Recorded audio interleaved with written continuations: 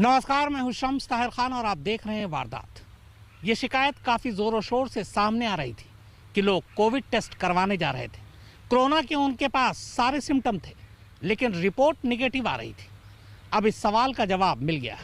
दरअसल कोरोना ने अपना रूप बदल लिया। इस बार जो कोरोना आया ये कोविड-19 नहीं बल्कि कोविड-21 है, और यही वजह है कि कोविड के टेस्ट में इस नए कोरोना को पकड़ पाना बेहद मुश्किल हो रहा है।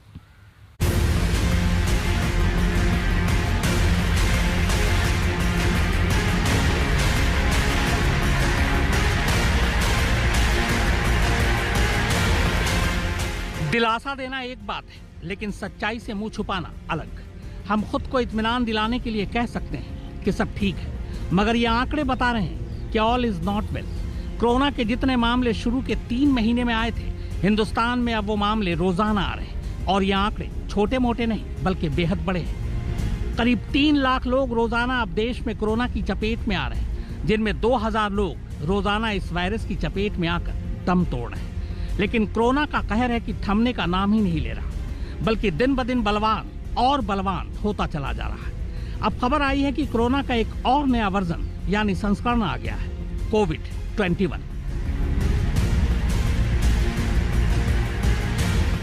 हम आपको डरा नहीं रहे, लेकिन हालात को देखते हुए हमारा डरना जरूरी है। सारी एहतियातों को गीता कुरान की तरह मानने की जरूरत है, क्योंकि वैक्सीन आपको कब तक लगेगी, वो कितनी असरदार होगी, ये सब अभी मामले भगवान भरोसे ही।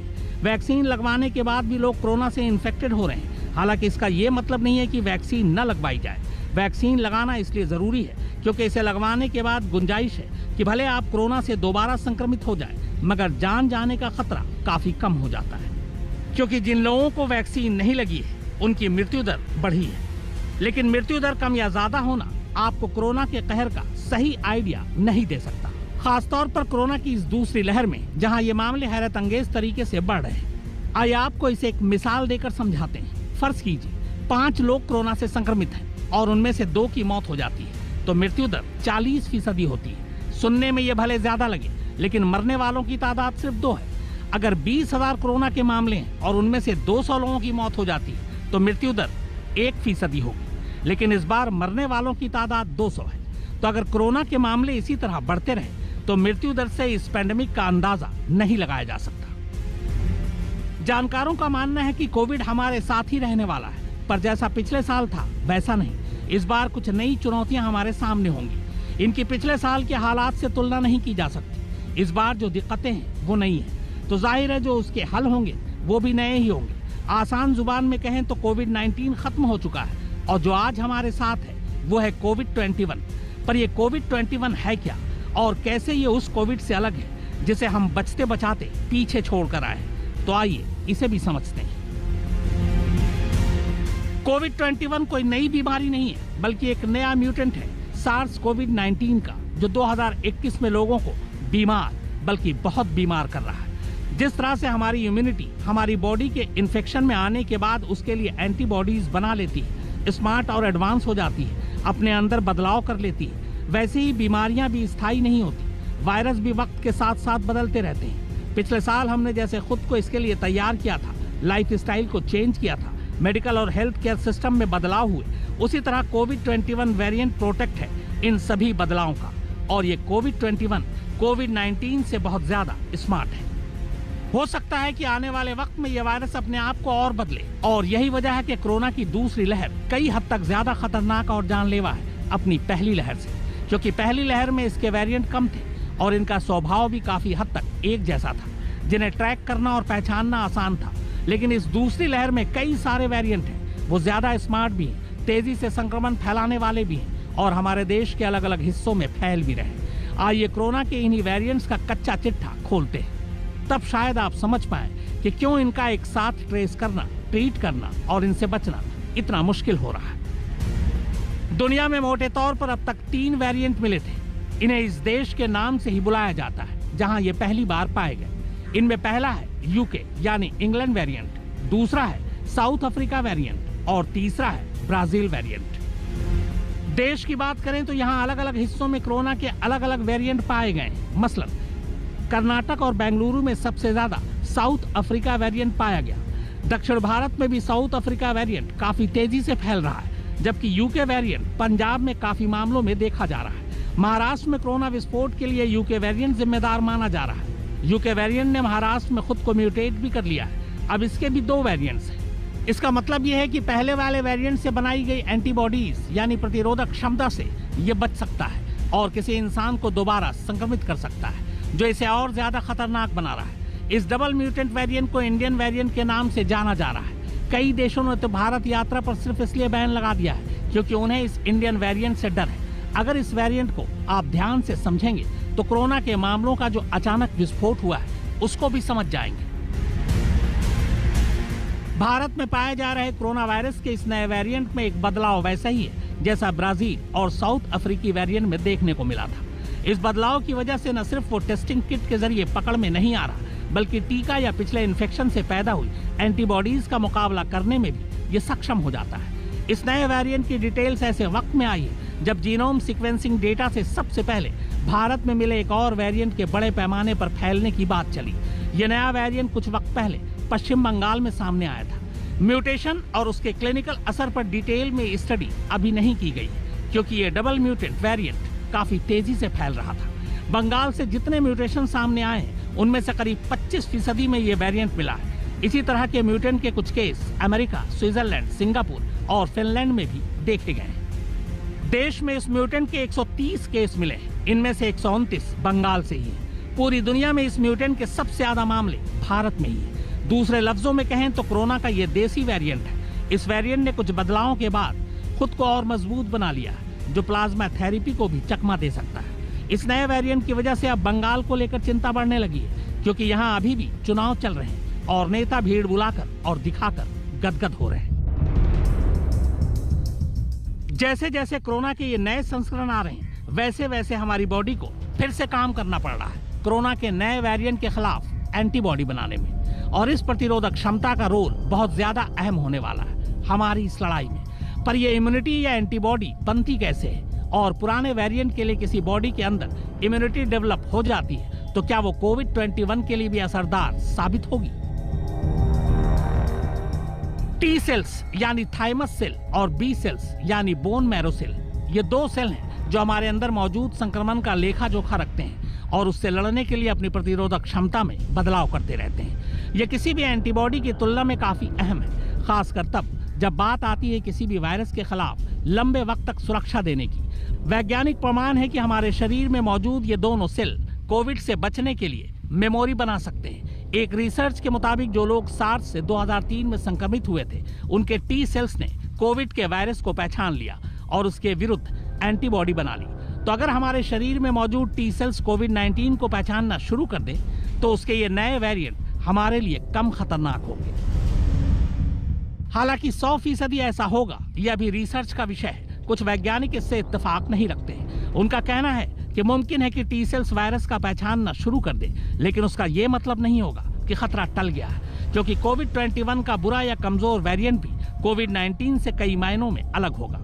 हाँ, ये जरूर हो सकता है कि कई गंभीर मामलों को वैक्सीन की मदद से माइल्ड किया जा सके, लेकिन अगर हम लंबे वक्त के लिए वायरस से बचने की सोच रहे हैं तो हमें वैक्सीन के साथ साथ इम्यूनिटी बूस्टर्स की भी जरूरत पड़ेगी।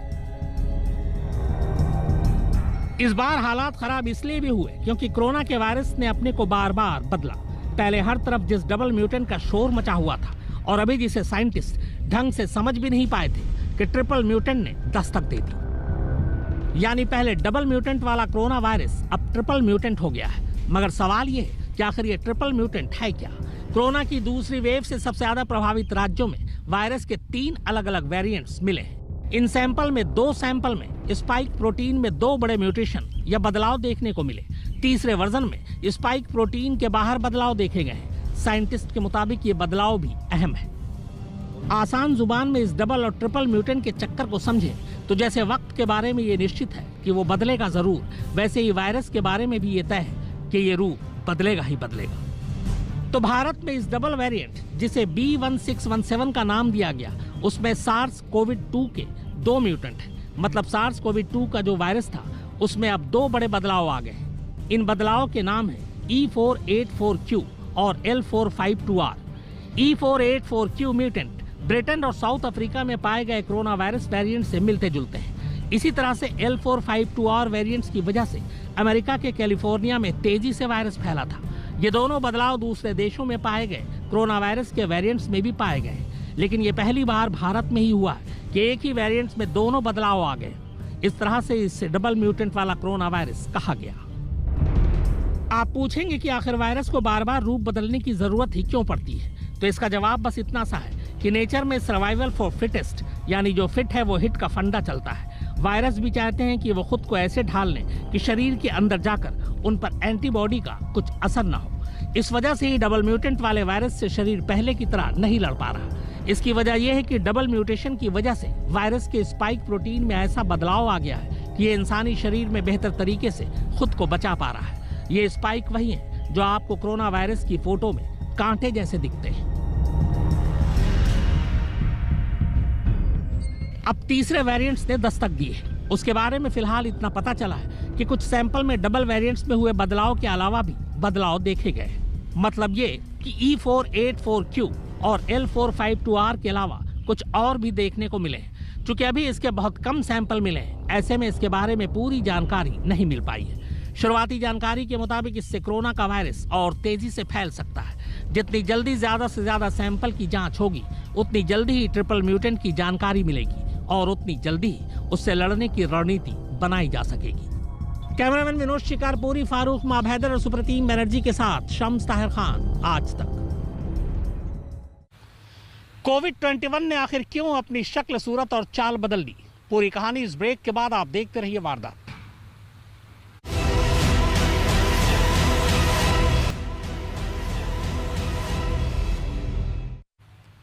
कोविड-19 और कोविड-21 कई मायनों में अलग है। कोविड-19 में तमाम सिम्टम सामने थे, लेकिन कोविड-21 में सिम्टम तक बदल गए। यानी कुल मिलाकर कोविड-21 न सिर्फ अपनी शक्ल बदल रहा है, बल्कि अपनी चाल भी बदल चुका है। कई ऐसे मामले सामने आए हैं जब कोविड-21 की जांच पूरी तरह से नाकाम रही है। इस बात को समझना कोई रॉकेट साइंस नहीं है कि अगर इसी रफ्तार से कोरोना के नए म्यूटेड वेरिएंट आते रहे तो वैक्सीन भी कोई परमानेंट हल नहीं होगी। क्योंकि हो सकता है कि हमें 1-2 साल के लिए खतरे से बचा ले, लेकिन उसके बाद क्या? इसीलिए हमें जरूरत होगी एक यूनिवर्सल वैक्सीन की, जो सार्स के सभी वेरिएंट और भविष्य में आने वाले वायरस के खिलाफ भी काम करे। हालांकि ये अभी सिर्फ एक ख्याली पुलाव है। हालांकि नैनो पार्टिकल इम्यूनाइजेशन टेक्नोलॉजी के तहत उसके ऊपर काम जरूर चल रहा है। इसीलिए कोरोना वायरस की दवाओं और वैक्सीन में आने वाले दिनों में अभी कई बदलाव होने बाकी है। यकीनन आपने इन दिनों सुना होगा कि किसी में कोरोना सिम्टम्स हैं, लेकिन उनकी रिपोर्ट नेगेटिव आ रही है। ऐसे बहुत से मामलों की वजह यह है कि पुरानी टेस्टिंग किट इस नए वेरिएंट को डिटेक्ट कर ही नहीं पा रही। जाहिर है इसके नतीजे बहुत घातक हो सकते हैं, क्योंकि आज देश के सभी अस्पतालों में वेंटिलेटर या बेड तभी दिए जा रहे हैं जब आपकी रिपोर्ट पॉजिटिव हो। इसलिए इस मुश्किल का हल हमारे स्वास्थ्य विभाग और सरकार को जल्द से जल्द निकालना होगा, वरना ये तबाही और भी बड़ी हो सकती है। कैमरामैन विनोद शिकारपुरी, फारूक माभैदर और सुप्रतीम बनर्जी के साथ शम्स ताहिर खान, आज तक। तो वारदात में फिलहाल इतना ही, मगर आज तक पर खबरों का सिलसिला लगातार जारी है। नमस्कार, मैं हूं अंजना ओम कश्यप। हमें उम्मीद है ये वीडियो आपको पसंद आया होगा। लेटेस्ट खबरों के लिए यूं ही देखते रहिए आज तक, और इस वीडियो के पसंद आने पर लाइक, शेयर एंड सब्सक्राइब करना ना भूलें।